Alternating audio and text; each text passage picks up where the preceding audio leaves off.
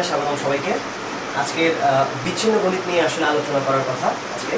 তো বিচ্ছিন্ন গণিতের মধ্যে যে কয়েকটা বিষয় আছে তার মধ্যে হচ্ছে যোগাশ্রয়ী প্রোগ্রামিং, প্রবাবিলিটি আর কম্পিউটার, এই তিনটা চ্যাপ্টার। তো মেনলি যোগাশ্রয়ী প্রোগ্রামিং নিয়ে আমরা খুব বেশি আলোচনা এখানে করবো না, কারণ যোগাশ্রয়ী প্রোগ্রামিং অঙ্কগুলো সাধারণত এই ইঞ্জিনিয়ারিংয়ে খুব কম আসে, খুবই কম আসে। এর আগে ঢাকা ইউনিভার্সিটিতে একবার প্রশ্নটা এসেছিল। তো যোগাশ্রয়ী প্রোগ্রামিং সম্পর্কে ছোট্ট করে বলে রাখা যাক। সাধারণত যেটা হয়, ওখানে বেশ কিছু কনস্ট্যান্ট দেওয়া থাকে, বেশ কিছু ইকুয়েশন দেওয়া থাকে যে এগুলোর মাঝখানে আমাদেরকে একটা কিছু জিনিসের মান সর্বোচ্চ কিংবা সর্বনিম্ন করতে হবে। তো সেখানে যদি দুইটা ইকুয়েশন দেওয়া থাকে তাহলে ওই দুইটা ইকুয়েশন সলভ করলে যেটা পাওয়া যাবে, দুইটা যদি কনস্ট্যান্ট দেওয়া থাকে তাহলে একটা বিন্দু পাওয়া যায়। মেনলি সেটাই হয় ম্যাক্সিমাম ক্ষেত্রে সমাধান। আপাতত এতটুকুই বলছি এখানে আমরা খুব বেশি কথা বলবো না, বরং আমি মেনলি আজকে যে জায়গাটায় যাব সেটা হচ্ছে কম্পিউটার এবং প্রবাবিলিটি বা সম্ভাব্যতা। প্রথমে কম্পিউটারের মধ্যে বাইনারি নাম্বার সিস্টেম,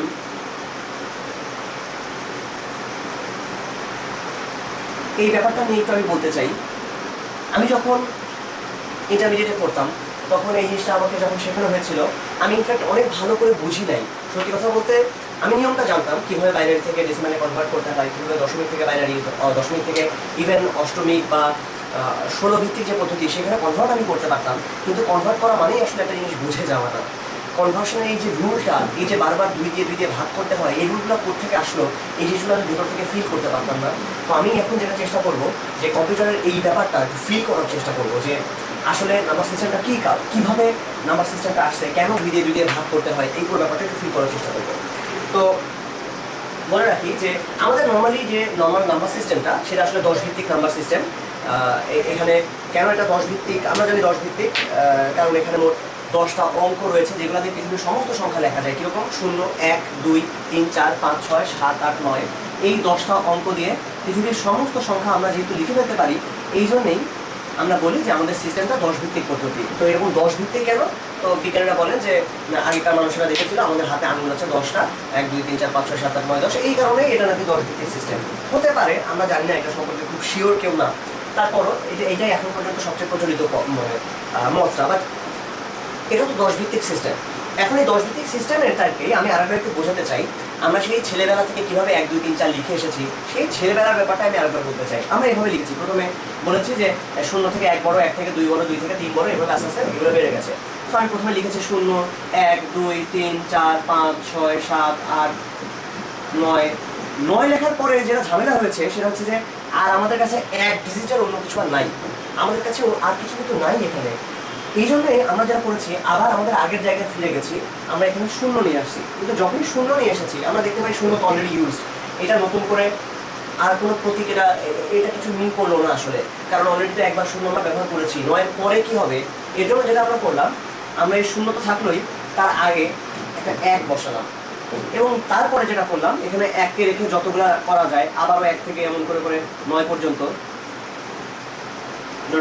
এমন করে 19 পর্যন্ত লিখলাম। লেখার পরে 9 পরে আমরা আবার 0-তে ফিরে গেলাম এবং এই 1 যেহেতু শেষ হয়ে গেছে আমাদের হাতে, এই জন্য আমরা তার পরেরটা অর্থাৎ 2 নিয়ে এখানে লিখলাম। জাস্ট এটা নর্মাল লেখার সিস্টেম। এই সিস্টেমটা আসলে আবিষ্কৃত হয়েছিল আমাদের এই আরব এবং ভারত মহাদেশের হিন্দুদের সম্মিলিত প্রয়াসে। এই কারণে এই পুরো নাম্বার সিস্টেমটাকে বলা হয় হিন্দু অ্যারাবিক নাম্বার সিস্টেম বা ইন্ডিয়ান অ্যারাবিক নাম্বার সিস্টেম। যেহেতু 0 আমাদের এখানে আবিষ্কৃত হয়েছিল, আমাদের এই ভারতবর্ষে আবিষ্কৃত হয়েছিল, আর আরবরা আবিষ্কার করেছিল এই 1, 2, 3, 4, 5, 6 দুটো মিলে এটাকে ইন্ডিয়ান অ্যারাবিক বা হিন্দু অ্যারাবিক নাম্বার সিস্টেম বলা হয়।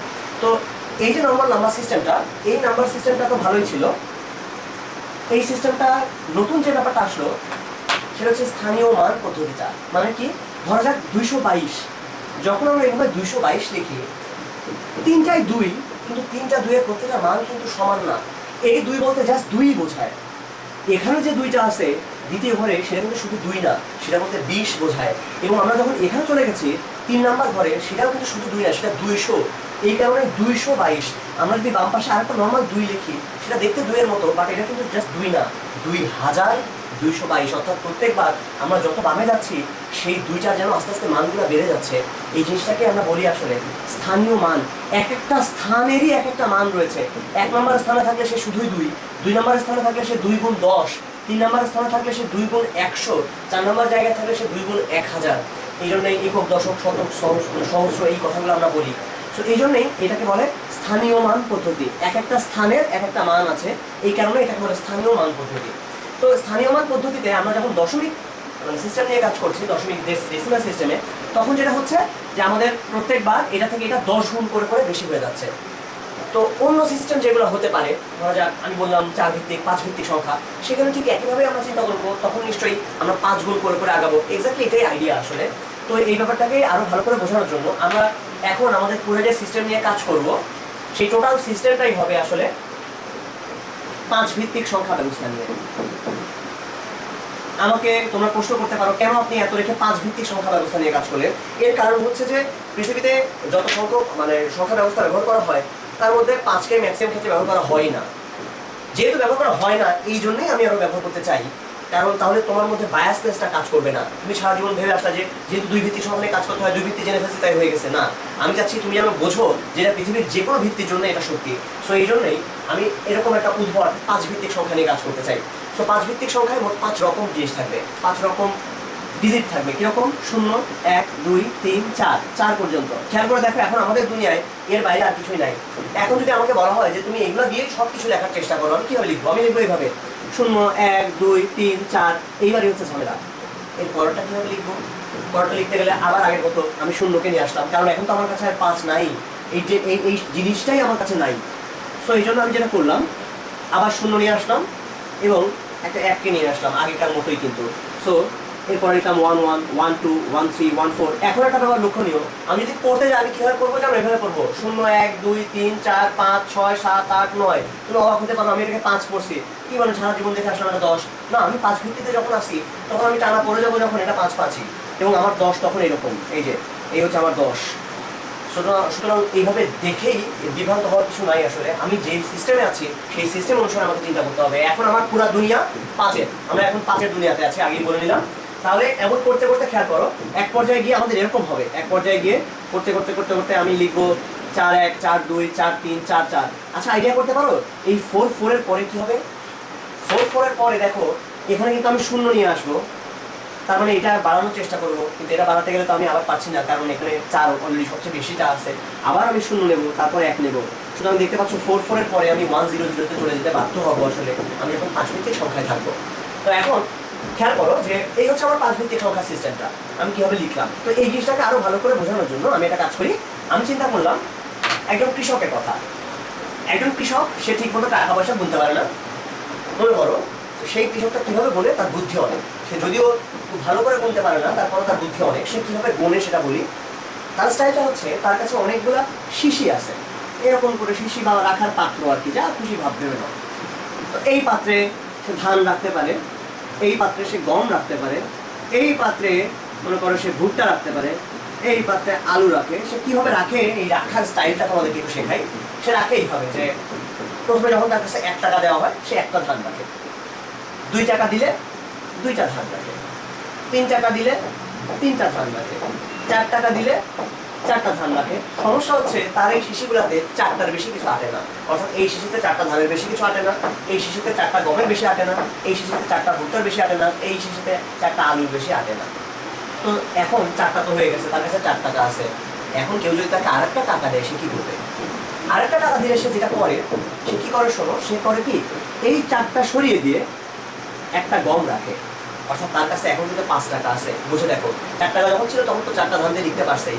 আরেক টাকা আমি যখন তাকে দিলাম, যখন তার কাছে 5 টাকা হলো, সে কি করলো, ধানগুলো সরিয়ে দিয়ে একটা গম রাখলো। অর্থাৎ বুঝে দেখো, একটা ধান মানে আসলে 1 টাকাই ছিল, এই জন্য 4টা ধান 4 টাকা। একটা গম মানে কিন্তু 5 টাকা, কারণ 4টা ধান শেষ হওয়ার পরে তার পরে একটা গম দিতে হচ্ছে। তো একটা গম মানে হচ্ছে 5 টাকা। বুঝে দেখো, এরপর যখন 8 টাকা তার কাছে আসবে, সে আরেকটা ধান রাখবে, এই গেল 6 টাকা। তার কাছে এখন আছে 7 টাকা। একটা গম মানে 5 টাকা, আর 2টা ধান মানে 2 টাকা। এখন আছে 8 টাকা, এইবার 9 টাকা। যখন আমি আর 1 টাকা দেবো, সে কিন্তু দেখো ধান কিন্তু 4টার বেশি রাখতে পারে না। তো সে যেটা করবে, এগুলো সব সরিয়ে দিয়ে আরেকটা গম রাখবে। এখন তার কাছে 10 টাকা আছে, কারণ একটা গম মানে কয় টাকা? 5 টাকা। তো 2টা গম মানে 10 টাকা। ভালো করে তাকিয়ে দেখো, এইটা আর আমি একটু আগে যে সিস্টেমটার কথা বলছি, এক্স্যাক্টলি একই সিস্টেম। তার কাছে কিছুই নেই, এ হচ্ছে 0। একটা ধান রাখলাম 1, 2টা ধান রাখছি 2, 3টা ধান রাখছি 3, 4টা ধান রাখছি 4, দেন আরেকটা টাকা দিলেই সবগুলো বাদ দিয়ে একটা গম রাখে, অর্থাৎ ধানের ঘরে আছে 0 আর গমের ঘরে আছে 1। তাকে দেখো এই বাম পাশের ঘরটা হচ্ছে গমের ঘর, এটা হলো ধানের ঘর।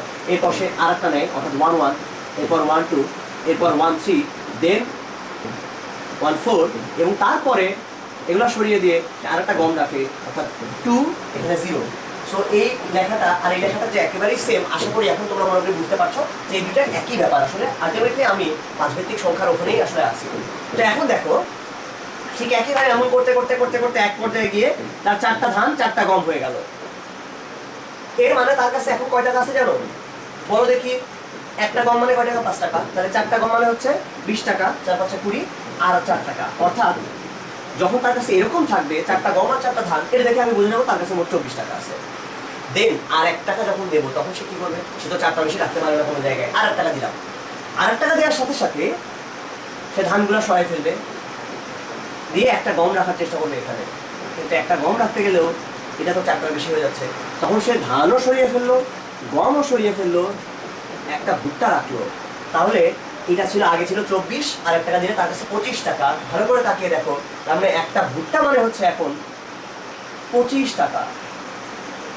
বা এভাবে চিন্তা করো যে একটা ধান মানে তো 1 টাকা ছিল, তার মানে 5টা ধান মিললে আসলে একটা গম হবে। কারণ 5 টাকা মানে তো একটা গম, আর 1 টাকা মানে একটা ধান। তার মানে 5টা ধান মিললে একটা গমের সমান। আবার এখান থেকে তাকাও, একটা গম মানে 5 টাকা আর একটা ভুট্টা মানে 25 টাকা। তার মানে 5টা গম মানে একটা ভুট্টা। তাহলে হিসাবটা কেমন হচ্ছে চিন্তা করো। এর থেকে এটা 5 গুণ বেশি, এর থেকে এটা 5 গুণ বেশি, এর থেকে এটা আবার ওইভাবে 5 গুণ বেশি হবে। তার মানে একটা গম মানে 5টা ধান, একটা গম মানে 5টা ধান, একটা ভুট্টা মানে আমাদের এই সিস্টেমে। আবার সত্যি সত্যি মনে করো না, একটা গম মানে 5টা ধান, একটা ভুট্টা মানে 5টা গম, একটা আলু মানে 5টা ভুট্টা। তার যে সিস্টেম সেই সিস্টেমটা এইভাবে কাজ করে। তো আমরা তাহলে বলতে পারি যে এরপরে একটা আলু তাহলে কয় টাকা হবে? আসলে একটা ভুট্টা যদি 25 টাকা হয় তাহলে একটা আলু হবে 5 25 125 টাকা। আচ্ছা, একটা আলু মানে তাহলে 125 টাকা। এইবার আমি তোমাকে বললাম যে আচ্ছা বলো দেখি, তুমি একদিন দেখলা তার কাছে এইরকম একটা জিনিস আছে, 2 1 3 4, মানে হচ্ছে আলু আছে 2টা, ভুট্টা আছে 1টা, গম আছে 3টা, ধান আছে 4টা। বলো তো কয় টাকা আছে? তুমি কিভাবে হিসাব করবা? তুমি হিসাব করবো না, এটা তো খুব সিম্পল। আসলে এটা হিসাব করা কি কি 4টা ধান মানে 4 টাকা, এই 3টা গম মানে হচ্ছে 3 5 15 টাকা, আর একটা ভুট্টা মানে হচ্ছে 1 × 25 টাকা, আর 2টা আলু মানে হচ্ছে 2 × 125। বা এটাকে আমি চাইলে এভাবে লিখতে পারি,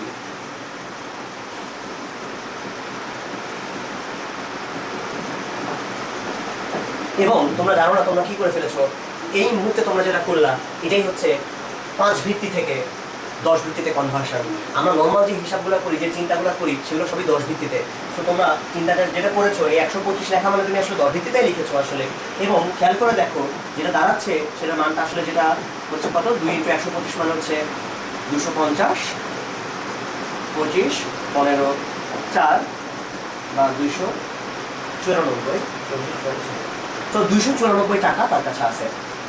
এই ব্যাপারটাকে ম্যাথমেটিক্যালি লিখলে এইভাবে লেখা যায়, 2 1 3 4 5 ভিত্তি, এটা ইকুয়াল টু 294 10 ভিত্তিতে। সো এই হচ্ছে 5 ভিত্তি থেকে 10 ভিত্তিতে কনভার্সন। তুমি এই মুহূর্তে যেটা করেছো সেটা হচ্ছে 5 ভিত্তি থেকে 10 ভিত্তিতে কনভার্সন। আচ্ছা, তো আমরা যা করলাম আরেকবার খেয়াল করো, এটা কিন্তু এমনিতে বোঝা যাচ্ছে, কারণ এটা থেকে এটা 5 গুণ বেশি, এই কারণে লিখেছি। 4 4ই আছে, আর এরপর 3 যখন লিখেছি 3 এর সাথে 5 গুণ করেছি, কারণ এটা হচ্ছে এটা 5 গুণ বেশি।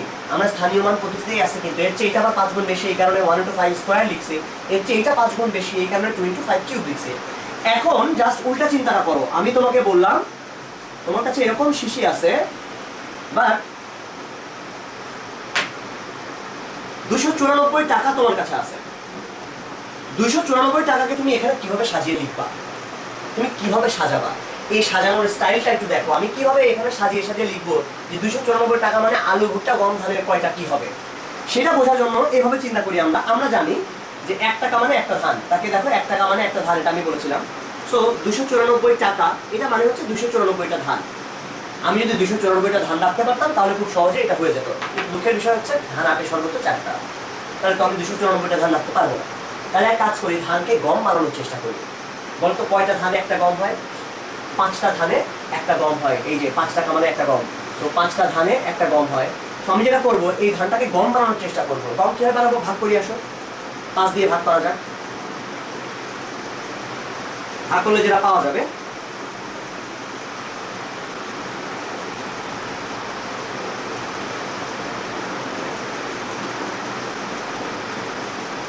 তো এটার মানে কি, এর মানে হচ্ছে 58টা গম হবে। এটার মানে হলো এই 294টা ধান মানে হচ্ছে 58টা গম আর 4টা ধান। এখন এই যে 58টা গম আছে, এই 58টা গমও তো আমি এখানে রাখতে পারি না, 4টা ধান আমরা পেয়ে গেলাম, বাট 58টা গম তো রাখতে পারি না। গমকে তাহলে আসলে ভুট্টা বানানোর চেষ্টা করি। গমকে কিভাবে ভুট্টা বানানো যাবে, আমরা জানি 5টা গমে একটা ভুট্টা হয়, তাহলে একে 5 দিয়ে ভাগ করা যাক। 5 11 55 3 সরাসরি করে ফেললাম। আচ্ছা, তার মানে এটা যেটা হবে সেটা হচ্ছে 11টা ভুট্টা, 3টা গম আর আগে ছিল 4টা ধান। তাহলে এটা হচ্ছে 11টা ভুট্টা আর 3টা গম।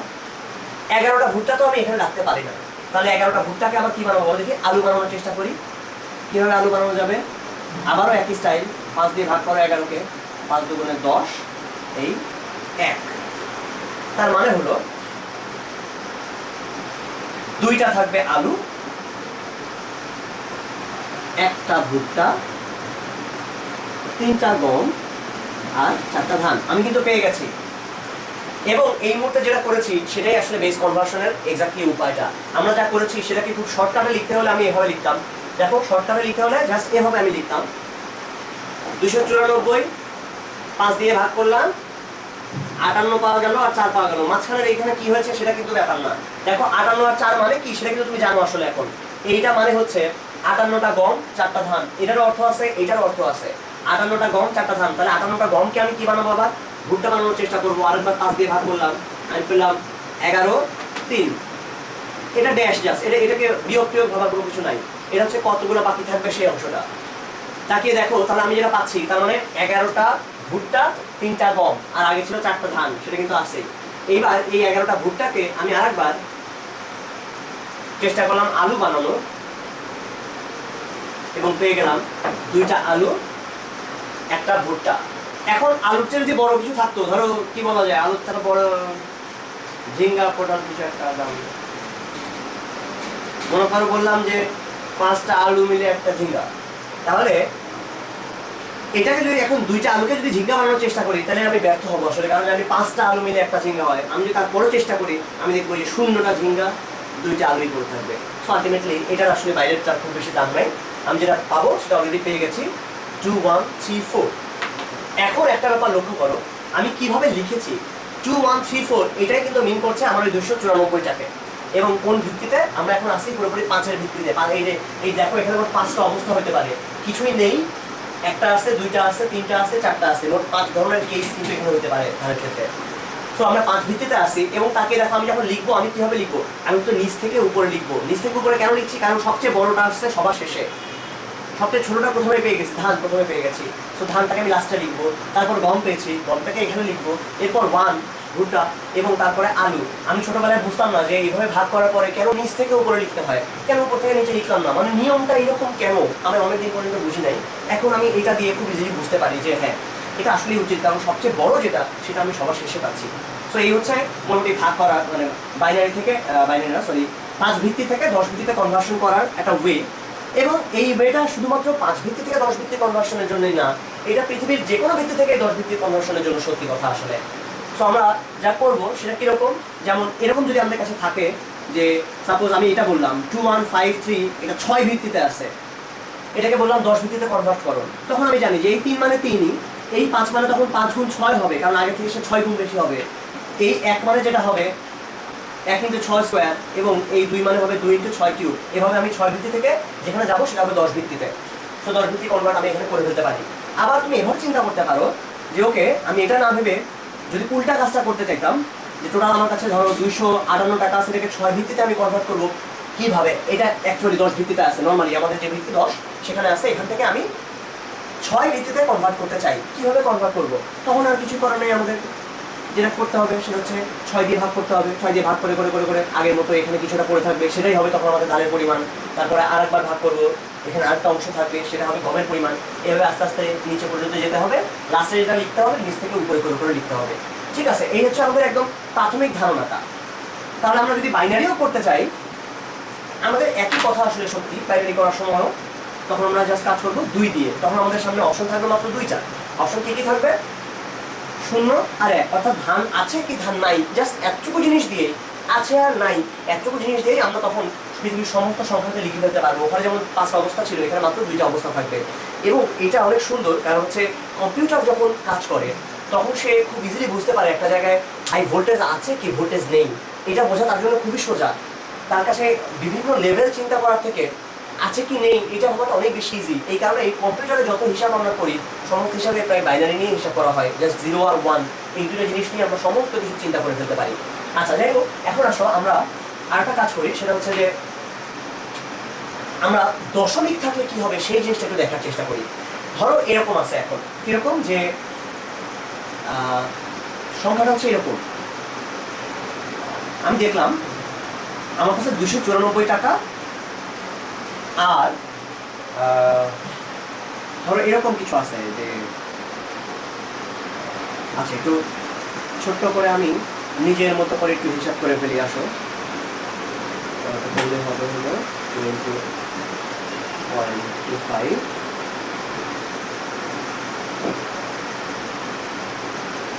0.04। আচ্ছা,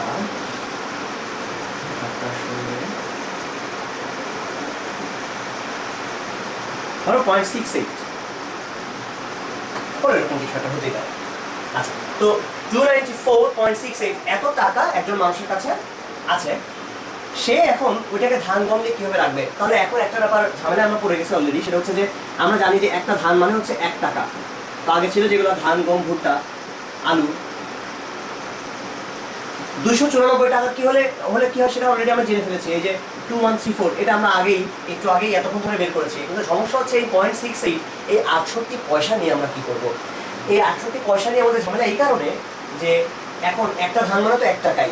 আমি তো ধানের আর ভগ্নাংশ রাখতে পারছি না এখানে। এগুলো একটা ধান এরকমই রাখতে পারি, আমি অর্ধেক ধান রাখতে পারি না। তার জন্য আমি যেটা করলাম, আমি এই সিস্টেমটাকে আরেকটু এক্সটেন্ড করলাম এইভাবে যে, আচ্ছা ঠিক আছে, এসো আমরা ধানের থেকে ছোট কোনো কিছু চিন্তা করি। কিরকম? সাপোজ সরিষা। সরিষা মানে কি? সরিষা মানে হচ্ছে এইখানে যেরকম ছিল একটা গম মানে 5টা ধান, এমনভাবে আমি সরিষা ডিফাইন করলাম যেন একটা ধান মানে 5টা সরিষা হয়। আবার বলছি আমি একটা ধান মানে 5টা সরিষা। আর সরিষা থেকে ছোট কোনো কিছু আমি চিন্তা করলাম, সাপোজ তিল। এটাও একই রকম, একটা সরিষা মানে হচ্ছে 5টা তিল, এরকম ভাবে। তো এখন তোমরা চিন্তা করো, যদি এরকম হতো যে এখানে আছে সাপোজ 2 3, বা এখানে যদি আমি দিলাম 3 4, এটা কি মিন করতো?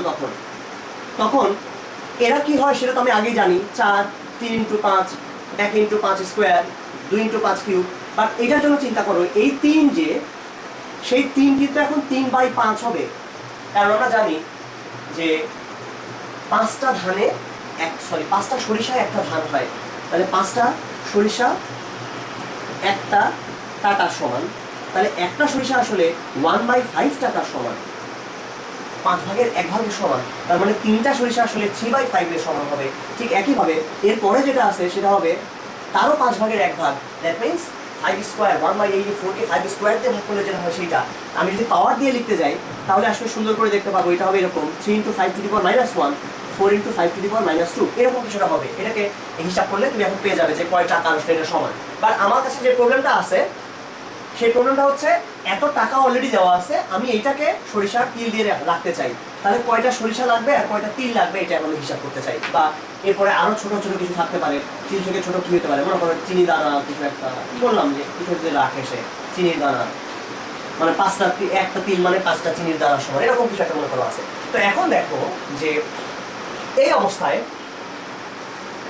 এই 0.68 এইটাকে নিয়ে আমরা কি করবো? এটাই ঝামেলা। অলরেডি আমরা এতটুকু জানি 294 10 ভিত্তিতে যা, সেটা আসলে 2134 5 ভিত্তির সমান। এটা আমরা অলরেডি দেখে ফেলেছি, একটু আগেই আমরা এইগুলো নিয়ে কাজ করেছি। এখন বাকিটুকু যেটা 0.68, সেটাকে নিয়ে আমরা কি করবো? এটা সমান সমান কত এটা আমাদের জানা দরকার। এটা হচ্ছে এখন এই মুহূর্তে আমাদের সামনে মেইন কোয়েশ্চেনটা। আচ্ছা ঠিক আছে, খেয়াল করো, আমরা জানি 1 টাকা মানে একটা ধান মানে 5টা সরিষা। খেয়াল করো, 1 টাকা মানে আসলে একটা ধানের সমান, মানে 5টা সরিষার সমান। তার মানে আমাদের কাছে যে 0.68 টাকা আছে, 0.68 টাকা মানে 0.68টা ধানের সমান। এর মানে হলো, খেয়াল করো, 0.68টা ধান মানে হচ্ছে 0.68 গুণ 5টা সরিষার সমান। দ্যাট মিনস এখান থেকে আমরা যেটা পাবো সেটা হচ্ছে 5 ইন্টু 0.68, যেটা আসবে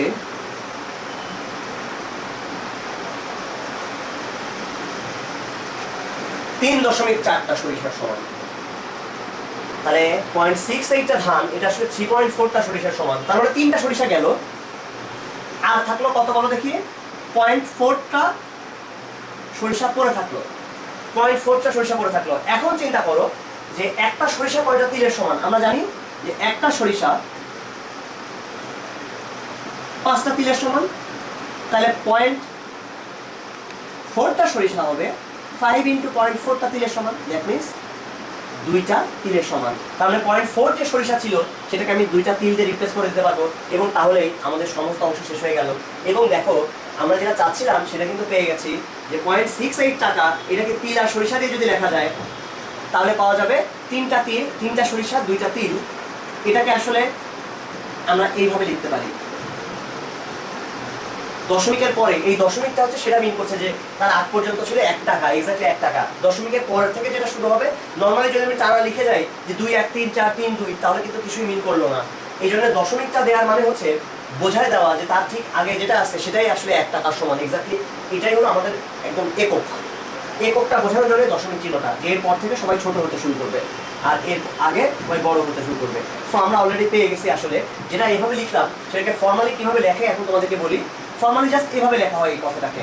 আমরা এতক্ষণ যা যা লিখছি এটাকে এইভাবে লেখা হয়। খেয়াল করো, 0.68 কে আমি প্রথমে 5 দিয়ে গুণ করছি, এটাকে জাস্ট এভাবেই লেখা হয় 0.68 গুণ 5। এখানে লেখা হয় পূর্ণ অংশ আর এখানে থাকে ভগ্নাংশ, দুইটা পার্ট করে ফেলা হয়। সো এটাকে গুণ করলে 3.4 পাওয়া যাবে। দেখো কেন আমি পূর্ণ অংশ ভগ্নাংশ করলাম এখন তোমরা বুঝতে পারবে, কারণ এই পূর্ণ অংশটাই কিন্তু কতটুকু সরিষা আছে এটা মিন করছে, আর ভগ্নাংশ হচ্ছে মানে সরিষার ভগ্ন অংশটুকু। এই ভগ্নাংশকে নিয়ে আমি আরেকবার ট্রাই করব যেটাকে আরেকবার পূর্ণ অংশ বানানো যায় কিনা। আমরা ছোট যদি কোনো কিছু নিই, তিল যদি নেই, দেখো এখন আমরা তিল বানানোর চেষ্টা করছি। 2টা তিল আর শূন্যটা, আর কিছু আসলে নাই, শূন্যটা তিল আছে এখন। দেখো তাহলে আমাদের কাছে আর কিছু এখানে বাকি থাকলো না। এখানে যখনই শূন্য চলে আসবে তার মানে আর কিছু আমাদের বাকি নাই। তো আমরা অলরেডি পেয়ে গেছি।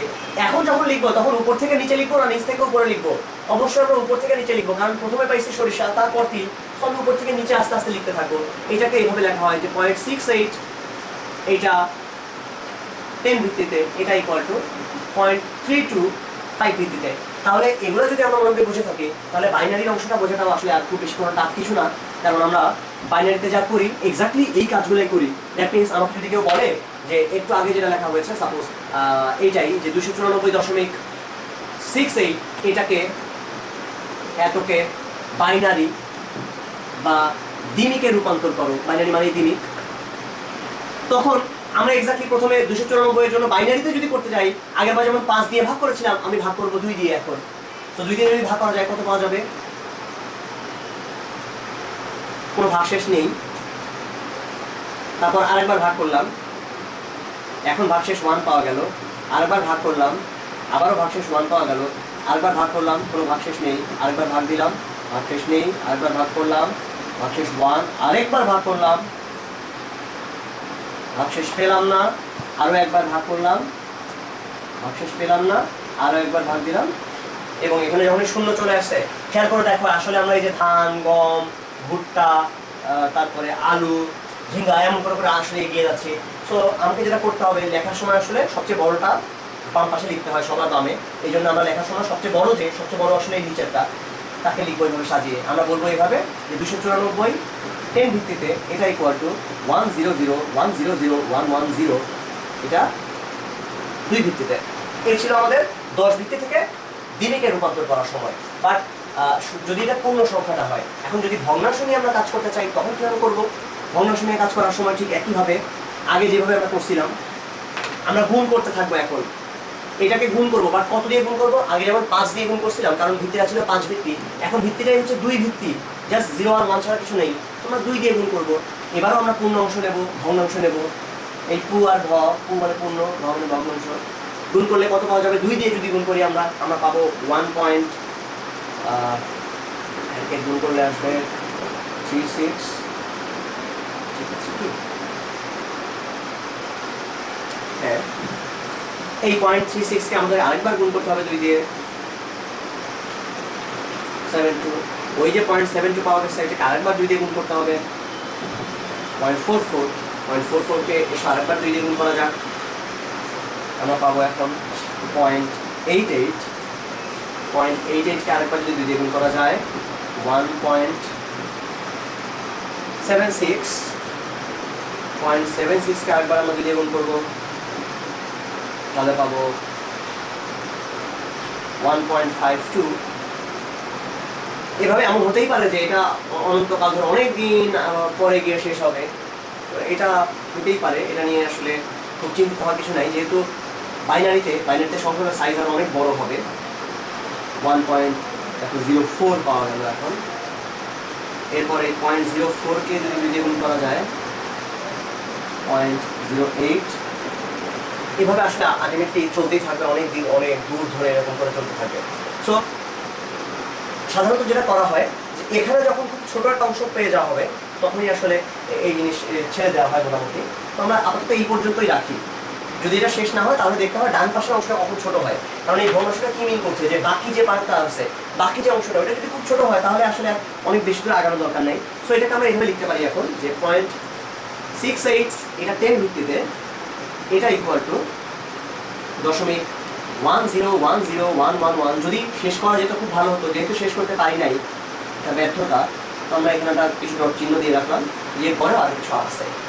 সো এই হচ্ছে, এটাকে আমরা বাইনারিতে রূপান্তর করে ফেললাম। 0.68 কে আমরা বাইনারিতে, সাধারণত তোমাদের পরীক্ষায় যে অঙ্কগুলো থাকবে সেটা খুব আগে শেষ হয়ে যাবে, এতদূর পর্যন্ত বড়াবে না। আচ্ছা, উল্টো কাজটাও আমরা ইচ্ছা করলেই করতে পারি। তার মানে এখন ধরো তোমার কাছে এরকম দেওয়া আছে 10110, এটাকে 0.011, এটাকে দশমিকে রূপান্তর করো। তখন কিভাবে করবো? খুব সিম্পল। আমি জানি এই শূন্য মানে শুধু শূন্যই, এই শূন্যটার কথা ভাবছি কিন্তু। আচ্ছা, এই 1 মানে হচ্ছে 1 × 2, বুঝে দেখো, কারণ এটার থেকে এখন প্রত্যেকবার 2 করে গুণ হতে থাকবে। আগেরবার যেমন 5 গুণ করা হয়েছে স্থানীয় মান সিস্টেম, প্রত্যেকবার এর থেকে এই সিস্টেম এটা আরো 2 গুণ করে বেশি হবে। সো এটা 1 × 2 স্কোয়ার, এটা 0 × 2 কিউব, এটা 1 × 2⁴। আর এই দশমিকের পরে যারা আছে তারা আসলে 2 দিয়ে ভাগ করতে হতে থাকবে বারবার। তার মানে ভাগ হতে থাকার মানে আসলে 2⁻⁻ সামথিং আসবে। 1 × 2⁻², এরপর 1 × 2⁻3, যা আসলো সেটা এরকম 16, 4, 2। এখানে পাওয়া যাবে হয়তো 1/4, 1/4 মানে 0.25। আর এটাকে আসলে আরো অর্ধেক করলে যেটা পাওয়া যায় এই দুটো মিলে তাহলে পাওয়া যাবে 0.375। আমরা যেটা পেয়েছি এই হচ্ছে মোটামুটি আমাদের এই বাইনারি থেকে দশমিকে রূপান্তর করাটা। তাহলে আমরা যেটা পেলাম সেটাকে এভাবে দেখা যেতে পারে, এটা সমান 22.375 10 ভিত্তিতে। বাট এবার কিছু কথা আছে, খেয়াল করে দেখো। বাইনারিতে যখন কাজ করা হচ্ছে তখন কিন্তু যারা যোগ হচ্ছে তারা জাস্ট 2 এর পাওয়ারগুলো যোগ হচ্ছে। এটা যদি তুমি বুঝে যাও তাহলে একটা সংখ্যাকে খুব দ্রুত বাইনারি করে ফেলা যাবে। খুবই দ্রুত একটা সংখ্যাকে আমরা চাইলেই বাইনারি করে ফেলতে পারি। দ্রুত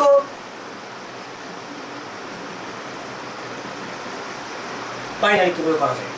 খুব সিম্পল। ধরো আমাকে বলা হলো 78, এই সংখ্যাটাকে বাইনারি করো। 2 দিয়ে ভাগ করলে তো আসেই। বাট আমি এভাবে চিন্তা করতে পারি, এক কাজ করি, এসব 2 এর পাওয়ারগুলা লিখে ফেলি। ডান থেকে বামে লিখছি আরবি লেখার মতো করে।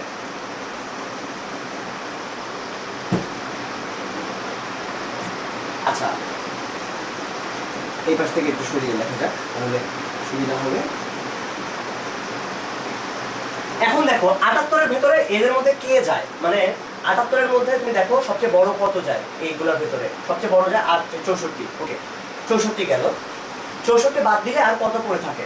78 থেকে 64 তুমি যদি বাদ দিয়ে দাও তাহলে পড়ে থাকবে আর মাত্র 14। এখন 14-র ভিতরে সবচেয়ে বড় কত যায়? 8 যায়।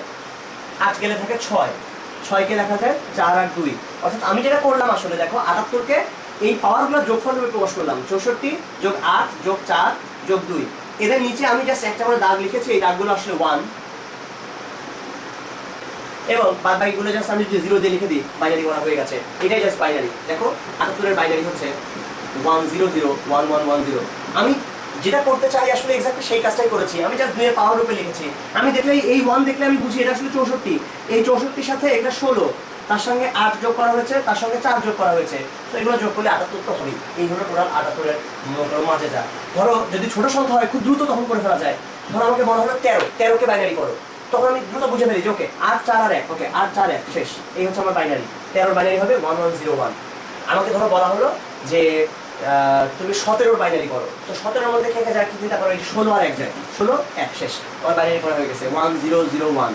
দেখো কত দ্রুত এখন আমরা বাইনারি করে ফেলতে পারি, 10001। এই হলো 17-এর বাইনারি। জাস্ট আমরা 2 এর পাওয়ারের যোগফল রূপে লেখার চেষ্টা করছি। এক্স্যাক্টলি এটাই তো বাইনারিতে করা হয়, আমরা সেই কাজটাই আসলে করছি। খুব মানে মহান কোনো কিছু আমরা এখানে করি না, খুব সিম্পল কিছু আইডিয়া। আচ্ছা, তাহলে এখন দেখো তোমার চাইলে আসলে মনে মনেও চিন্তা করতে পারবা কিছু সংখ্যার বাইনারি কিরকম। ধরো 12 হলে তুমি চিন্তা করবা 2 এর পাওয়ার রূপে কিভাবে লেখা যায়। 2 এর পাওয়ার রূপে 8 আর 4 এর যোগফল রূপে লেখা যায়। মানে 8 4, খেয়াল করো 1 2 4 8 এরকম কোনো জিনিস ছিল, তার মানে 8 এর নিচে একটা দাগ করবে, 4 এর নিচে একটা দাগ করবে, 1010। এই হলো 8 এর বাইনারি, এই 12 এর বাইনারি। আচ্ছা, আমি কি ভুল করেছি? হ্যাঁ ভুল করেছি আসলে, কারণ 8 4 2 1 12-র বাইনারি করতে হলে 8 এর নিচে একটা থাকবে, 4 এর নিচে একটা থাকবে, সো 1100 হবে এখানে। ওকে, তাহলে আসো এই ছিল বাইনারি করার ধাপগুলো। এখন আমরা আরেকটা জিনিস শিখবো যে সরাসরি অক্টাল থেকে বাইনারি এবং হেক্সাডেসিমাল থেকে বাইনারি।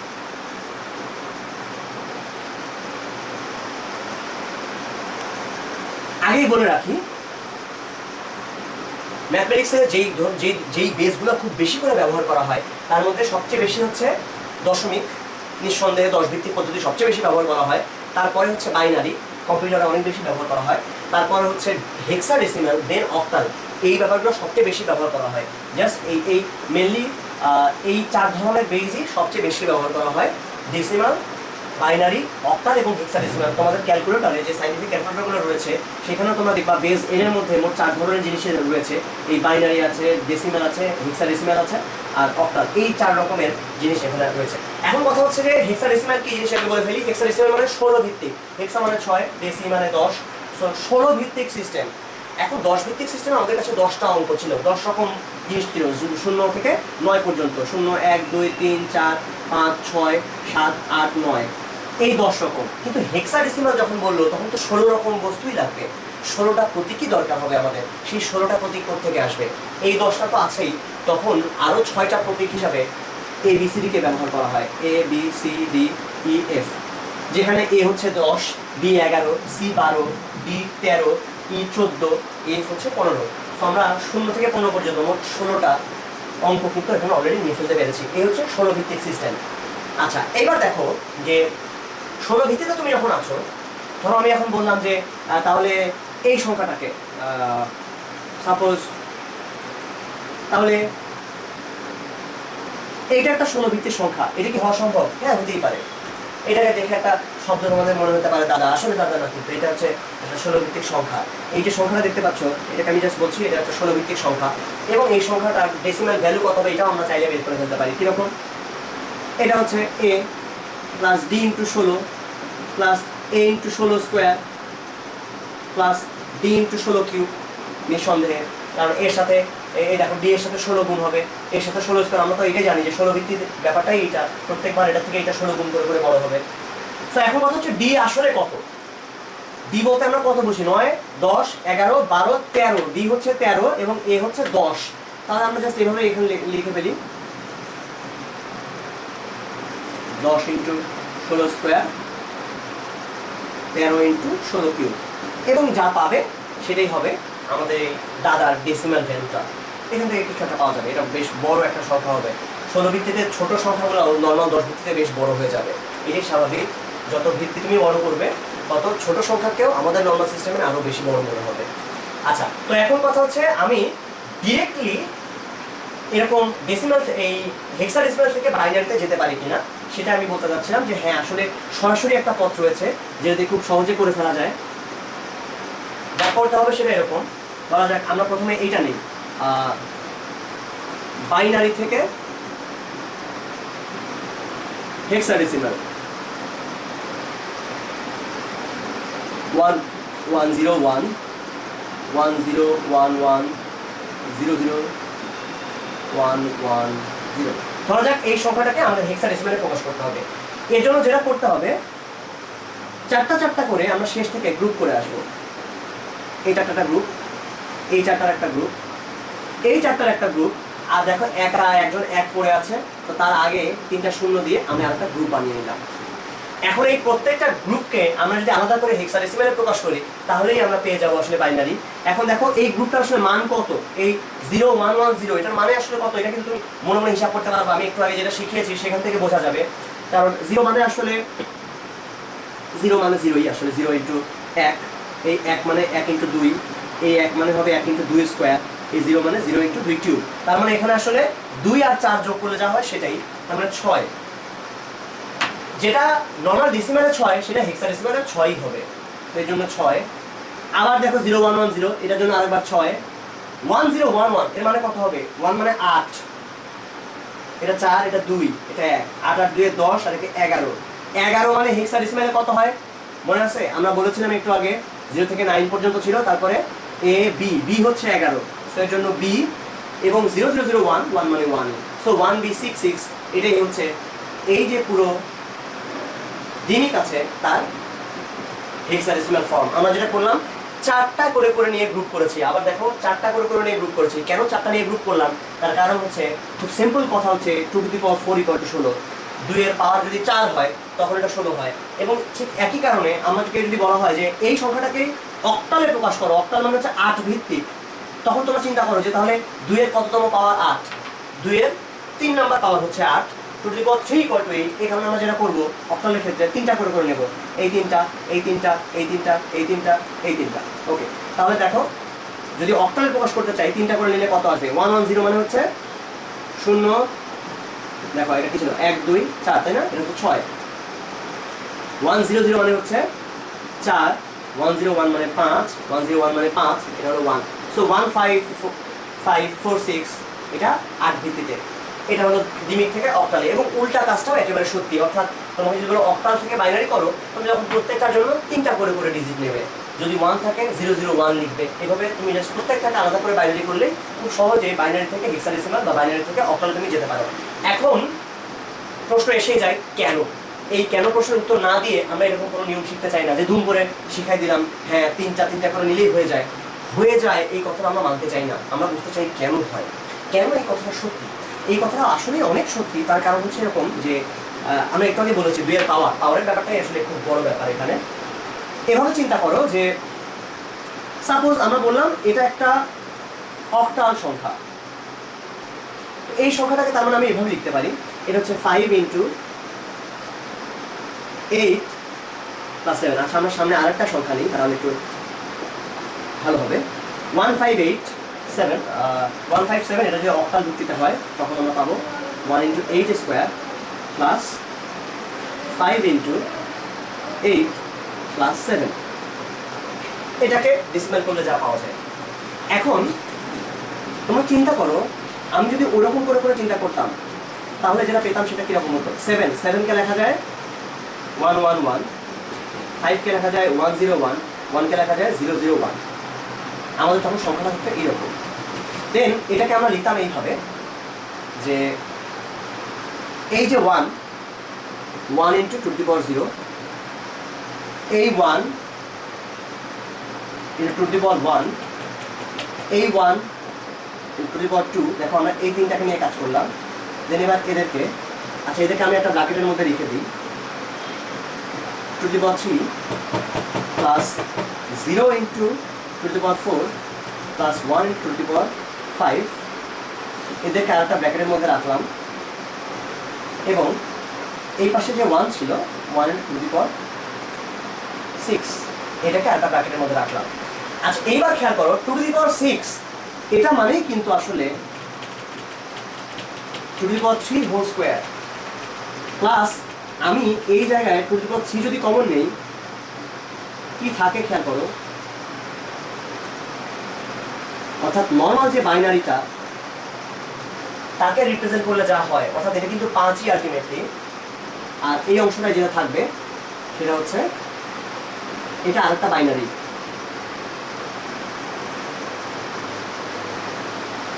তাকিয়ে রাখো, এটা হচ্ছে 1×8², এই পুরো জিনিসটা হচ্ছে 5×8 প্লাস এটা হচ্ছে 7। দেখো এটা এক্স্যাক্টলি একই কথা মিন করছে। আমরা এই যে যখনই প্যাকেজ করে ফেলছি এই জিনিসগুলোর দিকে তাকাও, এই যে 2³ এটা আমরা 3টা জিনিসকে একসাথে করে প্যাকেজ করার পরে পেয়েছি 2³, দেন এটা আসছে 2³ হোল স্কোয়ার, এরপর আমরা আরো যদি সামনে যেতাম 2³ হোল কিউব পেতাম। দেখো এটা কিন্তু সেই কথাই বলছে, এটাই তো 2³ এটাই হচ্ছে 2³ হোল স্কোয়ার। সো এটা একদম এক্স্যাক্টলি একই কথাই মিন করে। এই জন্যই আমরা তিনটা করে নিয়ে যদি গ্রুপ করি তাহলে এক্স্যাক্টলি একই জিনিসই পাই। এই ছিল আমাদের আসলে মোটামুটি বাইনারিতে আর আমরা খুব বেশি কথা এখানে বলবো না। এই ছিল আমাদের বাইনারি বা কম্পিউটার সংক্রান্ত আলোচনা। ম্যাথমেটিক্সের সবচেয়ে বেশি গুরুত্বপূর্ণ একটা অংশ হচ্ছে সম্ভাব্যতা বা প্রবাবিলিটি। আমি এটাকে সম্ভাবিলিটি বলতে ভালোবাসি।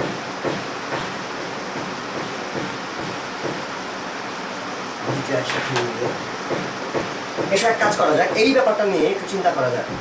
ফার্স্ট কথা হচ্ছে প্রবাবিলিটি, এই জিনিসটা কেন, মানে এটা কি মিন করে। এটা নর্মালি এভাবে মিন করা যায় যে ওকে আমি যদি লুডুর ছক্কা দিয়ে নিক্ষেপ করি, ধরো আমি একটা লুডুর ছক্কা নিক্ষেপ করলে এরকম থ্রো করলাম, থ্রো করার পরে ছক্কা উঠবে, তার সম্ভাব্যতা কত। সম্ভাব্যতার হিসাব হচ্ছে নিচে হলো মোট যত রকম কাহিনী ঘটতে পারে তার সংখ্যা, মোট কি কত রকম হতে পারে, মোট কত রকম, আর উপরে আমি যা চাই সেটা কত রকম, সেটা কয়ভাবে হতে পারে। এটা হচ্ছে খুব সিম্পল ভাবে বলতে গেলে প্রবাবিলিটির এটাই একটা সংজ্ঞা বলে দিলাম আমি একটা। তো ধরো এরকম যে আমি যখন লুডুর ছক্কা নিক্ষেপ করলাম তখন মোট 6 রকম ঘটনা সেখানে ঘটতে পারে, 1 2 3 4 5 6, যার মধ্যে ছক্কা আছে একটাই, তো আমার এই ঘটনাটা একভাবেই ঘটতে পারে। সুতরাং লুডুর ছক্কা পড়ার সম্ভাব্যতা হচ্ছে 1/6। এই কথার মানে কি? এই কথার মানে হচ্ছে প্রতি 6 বারে একবার ছক্কা পড়বে। তো এখন এই ব্যাপারটা তো কেমন না, তুমি কখনো যদি লুডো খেলে থাকো, অবশ্যই খেলেছো আশা করি, লুডো খেললে তুমি এমনি জানো যে এমনও অনেক সময় যায় যে আমি ঘন্টার পর ঘন্টা ধরে লুডোর ছক্কা চেলে যাচ্ছে, 6 আর 3 মধ্যে পড়ে না, তখন প্রতি 6 বারে একবার ছক্কা পড়বে, এই কথা কিন্তু তখন আর মানে না। তাহলে ম্যাট্রিক্স আমাদেরকে কি শেখালো, যে তাহলে তো ভুল হয়ে গেল যে প্রতি 6 বারে তো একবার 6 পড়ে না, তাহলে কি হলো। আসলে সত্যি কথা হচ্ছে যে যখন আমরা এরকম প্রবাবিলিটি নিয়ে কাজ করি, প্রবাবিলিটি আসলে LLM নিয়ে কাজ করে, এটাকে বলে ল অফ লার্জ নাম্বারস। মানে তুমি 6 বার নিলে হয়তো এক্স্যাক্টলি একবার পড়বে না, বাট তুমি যদি 6 কোটি বার লুডোর ছক্কা চালো, তুমি নিশ্চিত থাকতে পারো যে প্রায় 1 কোটি বারই ছক্কা পড়বে, তার বেশি হলে কমও না, যদি লুডোর ছক্কাটা বায়াস না হয়। বায়াস মানে আমি বোঝাচ্ছি যে লুডোর ছক্কাটা যদি একদম সুন্দর আকৃতির ছক্কা হয়, এখন লুডোর ছক্কা যদি এরকম না হয়ে এই টাইপের একটা লুডোর ছক্কা নিয়ে তুমি কাজ করো, এদিকে 1 এইরকম আকৃতির যদি ছক্কা হয়, তাহলে যে 6 বারই পড়বে এটা আশা করা উচিত না। আসলে এরকম বেরোব আকৃতির যদি কোনো ছক্কা তুমি দেখো, সো আমরা নর্মালি যেটা বলি যে আমি যদি 6 বার ছক্কা চালি তাহলে একবার, মানে 6 বার যদি আমি চেলে দিই তাহলে একবার মোটামুটি 6 করার সম্ভাবনা আছে। অনেক বড় নাম্বারের জন্য এটা অনেক ভালো মতো কাজ করে। এখন জাস্ট এটা দেখে আমাদের মাথায় আসে না যে প্রবাবিলিটি নিয়ে তাহলে কি হলাম, তো নিশ্চিত করতে পারলাম না কোনো কিছু, যা নিশ্চিত করা যায় না সেটাকে হিসাব করে লাভটা কি। ইনফ্যাক্ট লাভ আছে। লাভটা হচ্ছে এই যে আমাদের শরীরের ভেতরে সমস্ত কিছু, আমাদের যা কিছু উপাদান নিয়ে তো সব কিছু তৈরি, তার ভেতরে ইলেকট্রন নিউট্রন প্রোটন আছেই। ইলেকট্রনগুলো নিয়ে যখন হিসাব করা হয়, সেই জায়গায় যখন আমরা একদম মাইক্রো লেভেলে চলে যাই, ছোট লেভেলে চলে যাই, সেই জায়গায় এক্স্যাক্টলি একটা বস্তু কোথায় আছে সেটা বোঝা যায় না। আসলে আমাদের হাইজেনবার্গের অনিশ্চয়তা নীতি বলে যে আমি যদি কখনো একটা বস্তুর ভরবেগ ঠিক মতো জেনে ফেলতে যাই, তখন তার অবস্থান কোথায় সেটা আমি ঠিক মতো জানতে পারবো না। তার অবস্থান যদি ঠিক মতো জেনে ফেলতে যাই, তখন তার ভরবেগ জানতে পারবো না। যেহেতু আমি নিশ্চিত করতে পারছি না, সুতরাং সেই জায়গায় আমরা যেটা নিয়ে কাজ করি সেটা হচ্ছে প্রবাবিলিটি বা সম্ভাব্যতা। এবং অরবিটাল বা এই জাতীয় যত কিছু আছে, যত উপশক্তি স্তরের ধারণা, সব কিছুই সম্ভাব্যতা দিয়ে তৈরি। এবং সম্ভাব্যতার হিসাবটা সবচেয়ে বেশি যেখানে কাজ হয় সেটা হচ্ছে এই জুয়া খেলা বা এই জাতীয় যেখানে বাজি ধরা হয় সেই জায়গাগুলোতে। এবং দেখা যায় যে বাইরে যত জায়গায় ক্যাসিনো আছে, যেখানে জুয়া খেলা হয় ধরো, সেই জায়গাগুলোতে ক্যাসিনোর মালিকরা এমনভাবে পুরো জিনিসটাকে ফিক্সিং করে রাখে যে হয়তো যারা খেলতে আসছে তাদের যেটা সম্ভাবনা, ধরে নাও তাদের যেটা সম্ভাবনা 30%, আর যারা ওখানে মালিক যারা তাদের ধরো জয়ের সম্ভাবনা 70%। তাহলে এটা দেখলে তুমি বুঝতে পারবা না যে এটার মধ্যে কত বড় চালাকি আছে। কারণ যে মানুষটা খেলতে আসছে, অনেকেই হয়তো 30% ভাগ্যের জোরে সে একটা ভালো কোনো দাম মেরে দিতে পারে, সে অনেক টাকা পেয়ে গেল। কিন্তু তার জন্য যে মালিক, সে তার কোনোই মাথা ঘামানোর কিছু নাই আসলে, সে নিয়ে কোনো টেনশনই করে না, কারণ সে জানে তার জয়ের সম্ভাবনা 70%। এবং এটা একদিনের জন্য সে জিতে যেতে পারে 30% নিয়েই, বাট সে তো আর একদিনের জন্য তার দোকানটাকে খোলা রাখছে না, তারপর এইটাকে সে দিনের পর দিন ওটা খোলা রাখছে এবং বছরের পর বছর সেটাকে খোলা রাখছে। ফলে হাজার হাজার মানুষ সেখানে খেলতে আসছে। পুরো ব্যাপারটা তখন এলএলএন অর্থাৎ ল অফ লার্জ নাম্বার হয়ে যাচ্ছে। এবং ল অফ লার্জ নাম্বার যখন হয়ে যাবে অনেক বড়, তখন সে পুরোপুরি নিশ্চিত যে 70% নিয়ে তার টোটাল লাভ থাকবেই। তার কখনো ব্যবসা চাঙ্গে মানে বেশি, তার কখনো ব্যবসা নষ্ট হবেই না, সে জিতবেই। অর্থাৎ যারা খেলতে আসছে আলটিমেটলি তাদের কেউ কেউ জিতলেও টোটাল লাভটা আসলে ওই দোকানের হবেই। এটা হচ্ছে তাদের এই সুবিধাটা, তারা প্রবাবিলিটি জানে বলে এই কাজটা করতে পারে। ইনফ্যাক্ট আমরাও প্রবাবিলিটি নিয়েই কাজ করি। এই মুহূর্তে আমি যেখানে আছি, আমার পরের স্টেপটা কোথায় যাবে আমি আসলে জানি না। আমার পরেরটুকু আমি এরপরে বের হওয়ার পরে কি করব, কি আমি আসলে খুব ভালো মতো আমরা কেউই জানি না আমাদের ঠিক ভবিষ্যৎটা এক্স্যাক্টলি কি। সো আমিও প্রবাবিলিটি নিয়েই কাজ করি। আমি আশা করি যে ঠিক আছে, আমি বের হওয়ার পরে হয়তো এখনই হয়তো আমি মারা যাব না, কারণ আমার শরীর স্বাস্থ্য এত খারাপ না, বা আমার এখনো অত রোগ বালাই নাই যে আমি এখন বেরোলেই এখনই হঠাৎ করে মারা যাবো। বাট এরকম না যে আমি মারা যেতে পারি না, এই সম্ভাবনা কিন্তু রয়েছে। তো আমরা কিন্তু সম্ভাবনাই আলটিমেটলি বিচার করি, সম্ভাব্যতাই বিচার করি আসলে। দেখো, যখন একটা জায়গায় মনে করো 100 জন মানুষ এক জায়গায় পরীক্ষা দিচ্ছে, আর একটা জায়গায় 1 লাখ মানুষ পরীক্ষা দিচ্ছে, তুমি জানো যে দুই জায়গাতেই সমান মেধাবী স্টুডেন্টরা পরীক্ষা দিচ্ছে এবং সেখানে মাত্র 2 জনকে নেওয়া হবে দুই জায়গাতেই। তাহলে তুমি কোথায় পরীক্ষা দেবে? যেখানে 100 জন মানুষ নাকি যেখানে 1 লাখ মানুষ? তুমি নিশ্চয়ই 1 লাখ মানুষের ওখানে পরীক্ষা দেবে না যদি তোমার মেধা এবং সবার মেধা সমান হয়। আমি ধরে নিচ্ছি সবার মেধা সমান, তাহলে সেই জায়গায় নিশ্চয়ই তুমি 1 লাখের ওখানে যাবে না। তুমি যাও কোথায়? 100 জনের ওখানে। তুমি ভাবো যে হ্যাঁ, 100 জনের মধ্যে কম লোক আছে, এখানে আমার চান্স পাওয়ার আমার মনে হয় চান্সটা বেশি। এই যে চান্সটা বেশি তুমি বলছো, তুমি আলটিমেটলি প্রবাবিলিটির হিসাব করছো, এই পুরো হিসাবটাই প্রবাবিলিটি। সো আমরা আসলে দুনিয়ায় আপাতত যা যা তার পাশে করছি প্রায় সব কিছুই প্রবাবিলিটির ক্যালকুলেশন। এটা খুবই গুরুত্বপূর্ণ একটা ব্যাপার। তো এসো, আমি আগে বলেছিলাম যে প্রবাবিলিটি নর্মালি নিচে মোট থাকবে বা উপরে যা যা আমি চাচ্ছি সেটা।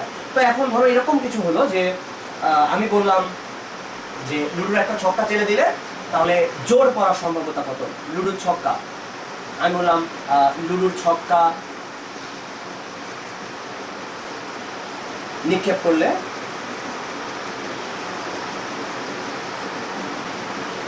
জোর পড়ার সম্ভাব্যতা কত হবে? নিচে থাকবে 6, মোট সংখ্যা আছে 6টা, জোর কি কি আছে? 2, 4, 6, কয় রকম? মাত্র 3 রকম। সেটা 3/6। নিচে হবে মোট, উপরে হবে আমি যা চাচ্ছি সেটা কত রকম ভাবে আছে সেটাই, জাস্ট এই আর কি। ওকে, তাহলে এখন আসো যে আমরা এই এখান থেকে একটু একটু করে আগাতে থাকি, একটু একটু করে ডেভেলপ করতে থাকি। সম্ভবতার মধ্যে অনেক রকম ঘটনা নিয়ে আমরা কাজ করি। এই যে এখন আমরা ছক্কা নিক্ষেপ করলাম, এগুলোকে বলে এক একটা ঘটনা। সেই ঘটনাগুলোর মধ্যে বিভিন্ন রকম ঘটনা আছে। কিরকম? কিছু ঘটনাকে বলে বর্জনশীল ঘটনা, কিছু আছে অবর্জনশীল ঘটনা। বর্জনশীল ঘটনা কিরকম? যা একসাথে ঘটতে পারে না, সেটা হচ্ছে বর্জনশীল ঘটনা। কিরকম? ধরো আমি বললাম যে লুডোর একটা তুমি ছক্কা নিক্ষেপ করলা, একই সঙ্গে কি 1 এবং একই সঙ্গে 2 করার কোনো সম্ভাবনা আছে? একই সঙ্গে 1ও পড়বে 2ও পড়বে, এটা কিন্তু কখনোই হতে পারে না। এই কারণে আমরা বলছি এটা একটা বর্জনশীল ঘটনা। 1 এবং 2 পড়া, এই দুটো ঘটনা পরস্পর বর্জনশীল। আবার আমি যদি বলি লুডোর একটা ছক্কা নিক্ষেপ করলে জোর হওয়া এবং মৌলিক হওয়ার সম্ভাব্যতা কত? এটা কি আসলে বর্জনশীল? খেয়াল করে দেখো, জোর হলে কি মৌলিক হওয়া সম্ভবই না? আসলে কিন্তু ঘটনাটা বর্জনশীল না, কারণ 2 এমন একটা সংখ্যা যেটা জোরও মৌলিকও। সুতরাং এই ঘটনা কিন্তু বর্জনশীল না, অর্থাৎ জোর হলে যে মৌলিক হবে না এটা আমরা বলতে পারছি না। এই জন্যই এটা অবর্জনশীল ঘটনা। সো বর্জনশীল ঘটনা হচ্ছে 1 আর 2 করার সম্ভাব্যতা। আর আমি যদি অবর্জনশীল ঘটনার উদাহরণ দিতে চাই তাহলে দিতে পারবো জোর করা ও মৌলিক হওয়ার সম্ভাব্যতা। মৌলিক সংখ্যা হচ্ছে 2 3 5, জাস্ট 1 থেকে 6 এর মধ্যে 3টা মৌলিক সংখ্যা আছে, 2 3 আর 5, এক কিন্তু মৌলিক সংখ্যা না। আচ্ছা, তো এবার আসো যে আমরা এখন যেটা বলতে চাই সেটা হচ্ছে যে লুডোর একটা ছক্কা তো নিক্ষেপ করা হলো, এই ছক্কা নিয়ে আমরা আরো বেশ কিছু কাহিনী করবো আসলে আমাদের আজকের পুরো আলোচনায়। তবে এবারে একটা জিনিস একটু বুঝে ফেলা যাক, কখন যোগ হয় আর কখন গুণ হয়। যোগ আর গুণ এই দুটা ব্যাপার সম্ভাব্যতায় অনেক বেশি ব্যবহৃত হয়। ধরো আমি বললাম এরকম দুইটা যখন পুরোপুরি আলাদা টাইপের ঘটনা আসলে, যে এরা একসঙ্গে ঘুরতে পারে না, তখন আসলে যোগ হয়। কিরকম, আমি বললাম যে লুডোর একটা ছক্কা নিক্ষেপ করা হলো, লুডোর একটা ছক্কা নিক্ষেপ করা হলো, তাহলে তাহলে ধরো আমি বললাম যে পুরোপুরি আলাদা দুইটা বিষয়। কিরকম, যে 2 এর থেকে ছোট হওয়ার সম্ভাব্যতা আর 3 এর থেকে বড় হওয়ার সম্ভাব্যতা কত। 2 এর থেকে ছোট হওয়ার সম্ভাব্যতা, বা আমি বললাম একটি ছক্কা নিক্ষেপ করলে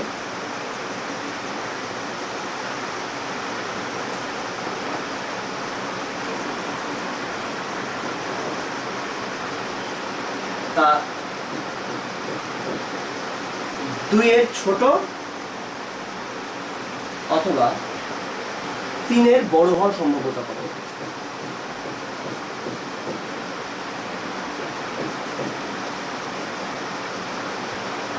মানে ধরো ব্যাপারটা এরকম যে তোমার লুডো খেলছো, লুডো খেলতে খেলতে একটা পর্যায়ে দেখছো যে তোমার প্রতিপক্ষ যে দল আছে সেই প্রতিপক্ষের দল যদি তার 2 পরে তাহলে তোমার একটা গুটি কাটা যাবে, গুটি খাওয়া যাবে, আর যদি 3 পরে তাহলেও খাওয়া যাবে। তুমি চাচ্ছ যে 2ও যাতে না পড়ে 3ও না পড়ে, তুমি তাই চাচ্ছ যে হয় 2 এর ছোট হোক আর নাইলে 3 এর থেকে বড় হোক, তাহলে আমি বেঁচে চাই, তুমি সেটা চাচ্ছ। ধরো এই অবস্থায় তুমি জাস্ট এটা যদি চাও, এটা কতভাবে হতে পারে তার সম্ভাব্যতা কি। এখন দেখো এখানে দুইটা কেস আছে, দুইটা আলাদা আলাদা ক্ষেত্র আছে, কি 2 এর থেকে ছোট হওয়া অথবা 3 এর থেকে বড় হওয়া, দুইটাতেই তুমি খুশি, তুমি এই পুরো জিনিসটা একসাথে চাচ্ছ। তখন যেহেতু দুইটা পুরোপুরি আলাদা জায়গা, 2 এর থেকে ছোট হলে 3 এর থেকে বড় হওয়া সম্ভব না, তো এই দুইটা আলাদা কেস যখন আমরা একসাথে করতে যাই তখন যোগ করি, দুইটা পুরোপুরি আলাদা ঘটনা। 2 এর থেকে ছোট হওয়ার সম্ভাবনা হচ্ছে 1/6, কারণ একটাই মাত্র সংখ্যা আছে 1। 3 এর থেকে বড় হওয়ার সম্ভাবনা হচ্ছে 3/6, কেন, কারণ 4 5 অথবা 6 হতে পারে। তাহলে এই হচ্ছে টোটাল 1/6 প্লাস 3/6, এই হলো আমাদের 4/6। আমরা যদি এমনি এমনি চিন্তা করতাম, মোট সংখ্যা নিয়ে চিন্তা করতাম, তাহলেই আসলে এই যোগ হওয়ার রহস্যটা আমরা বুঝে যেতাম। খুব সিম্পল কথা, 2 এর থেকে ছোট আছে একটা, 3 এর থেকে বড় আছে 3টা, মোট আছে 4টা, এই 4/6, এটাই আসলে টোটাল হিসাবটা। তো আমরা এইসব জায়গায় কি করি, দুইটাকে আলাদা আলাদা করে সম্ভাব্যতা হিসাবেও যদি আমি যোগ করি তাহলে পরে জিনিসটা পেয়ে যাবো। ইনফ্যাক্ট এটা বলছে যে এই ঘটনা এটার এটা একেবারে সেম জিনিস, আমরা জানি আসলে যে এটা সেম কথা। এখন গুণ কখন হয়, গুণ হয় যে একটার উপর যদি আরেকটা নির্ভর না করে। কিরকম, আমি বললাম